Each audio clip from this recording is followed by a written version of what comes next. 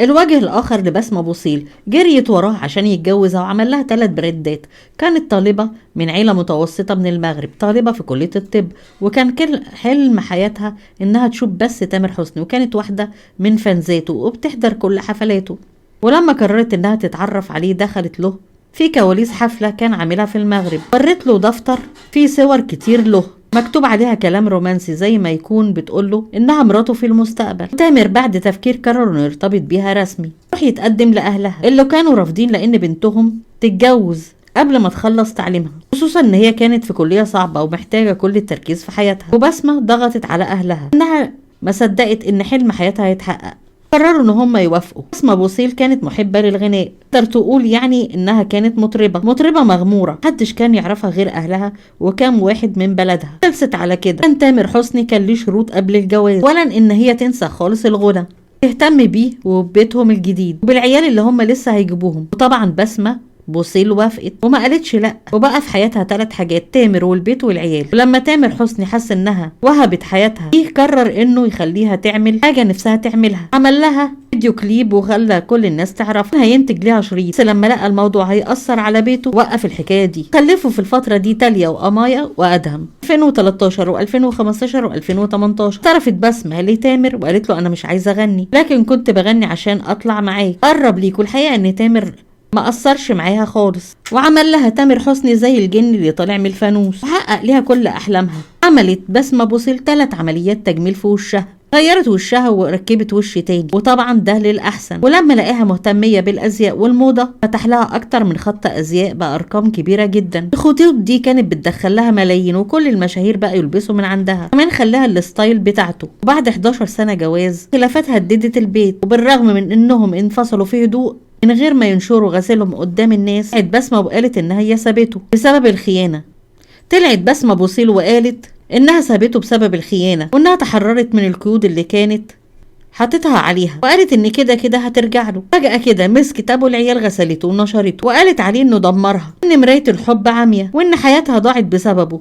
وطلبت راجل مسلم بتاع ربنا بيصلي، على أساس إن تامر حسني كان بعيد عن الصلاة، يعني كان بيعبد البقر ولا ايه. من ان تامر حسني ما بيفوتش فرض ومتدين جدا اكتر من مرة، كان عايز يعتزل الفن والغناء خوفا من ربنا. بسمة بوصيل اتصدمت من رد فعل الناس بعد ما كانت بتقوم بدور الضحية وفاكرة ان كل الناس هتتعاطف معاها. كل قال ان تامر حسني خيره عليها وخيره مغطيها من فوق لتحت، لولا انه اتجوزها ما كانش حد هيعرفها اصلا ولا هتعيش العيشه اللي عايشاها دي. بعد كل اللي قالته تامر حسني ما ردش عليها، لانها طبعا ام اولاده، ما طلعش حتى يدافع عن نفسه. ربنا يهديها ويهدي النفوس ويعدل الميله، باين عليه ده حسد ده ولا ايه.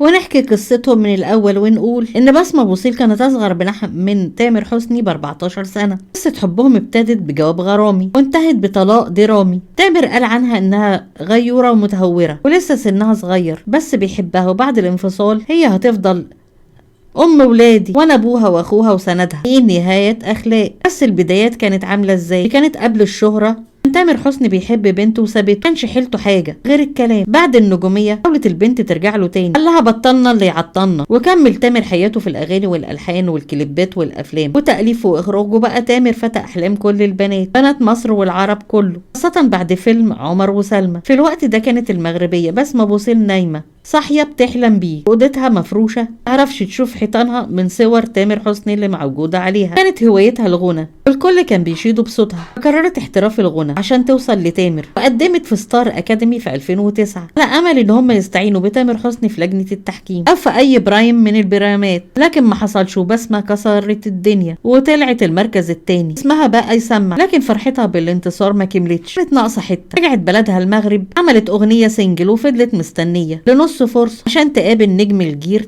تامر حسني، لحد ما في يوم عمل حفلة في مهرجان موازين في المغرب. بس هي دي المرة دي كتبت له جواب غرامي. بنت عندها 18 سنة حضرت الحفلة، وصلت الجواب بالاتفاق مع المنظمين، سلمته الجواب في زحمة المعجبين. قالت له انا بسمة بوصيل بتاعت ستار اكاديمي، ده جواب من قلبي لازم تقراه. وتامر احتفظ بالجواب في جيبه، بدل ما يديه للمساعدين مديهم باقات الورد والهدايا وغيره. لما روح وبقى لوحده قرا الكلام لمسه جدا وتأثر بيه، طريقة حبها ليه اللي ما يتقالش ابدا من عيلة عمرها 18 سنة. تامر حسني رجع لمصر، كان ممكن القصة تنتهي لولا ان بسمة تخلتش عن حلمها بنجم الجيل، فضلت تكبر علاقاتها. صاحبت على كريم محسن وعلياء حسني، الأصدقاء المقربين لتامر حسني، طلبت منهم إن هم يعرفوها عليه عشان يساعدها في بدايتها. كانت أول مقابلة بينهم لسه بيشكرها على الجواب الكلام الرومانسي، مطلعه كشكول صغير. رد وقال لها هو احنا لسه هنذاكر ولا ايه؟ قلت له افتح بس ده مش جوابات. فتح لقى المفاجأة، كل صفحة عليها صورة ليه مكتوب تحتها رسالة حب، وكأنها بتكلم فارس احلامها، حبيبها وجوز المستقبل مش نجمها المفضل تامر. اندهش بكمية الصدق والحب، بيتعرف عليها اكتر. قال لها سيبي نفسك ليا، وتبناها فنيا وعمل معاها دويتو مسألنيش ليه. وفي وسط مشاغله الكتير كان بيلاقي وقت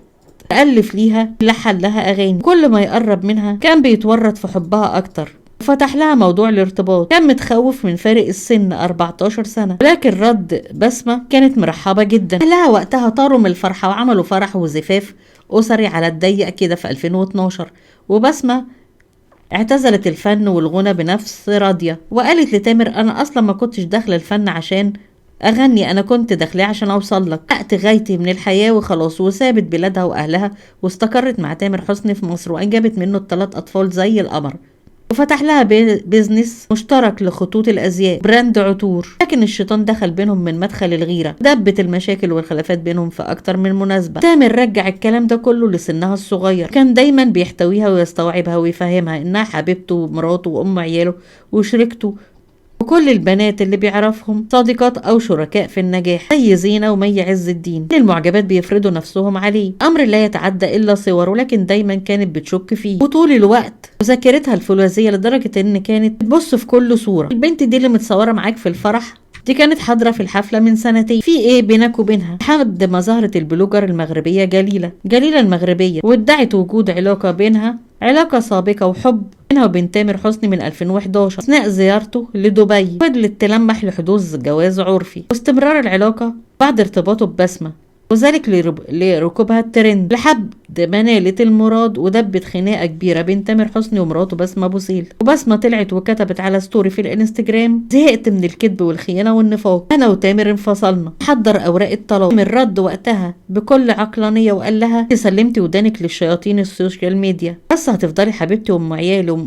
متهورة بس بحبك. وقتها اتدخلت الملكة أحلام الفنانة الجميلة الإماراتية، الصلح بينهم رجعت المية تاني لمجاريها. ولكن كالعادة الغيرة لما تدخل أي علاقة تنهيها وتقضي عليها خالص. فضلت بسمة ماسكة السلك العريان، كل حد يبعت لها صورة المعجبة أو تحضر لحفل تامر أو واحدة متصورة معاها إن خلصت خلاص. مرافقاه في كل مكان، في الحفلات وفي العروض الخاصة والاستوديوهات والحفلات، حفلات الأفراح والسفريات. تامر زي أي راجل حس تأييد حريته وإنها دايما طاف وضع اتهام على ذنب ما عملوش، فقرر إن هم يخرجوا بالمعروف زي ما دخلوا بالمعروف. سبقت كالعادة بإعلان الخبر عن طريق سبق الصحفي، وقال هفضل لبسمة الصديق والأخ والأب والسند. جمدت الحروف هنا لما قالها ابن الأصول والنهايات أخلاق. ونرجع ونقول للمطربة بسمة بوسيل ياما في ستات كتير بتستحمل عشان عيالها، ان البيوت اسرار، وان البرامج مش مكان عشان نطلع اسرار البيوت فيه والحياة الخاصة. ربنا يصلح ما بين عشان خاطر له اولاد، ربنا يهدي العاصي.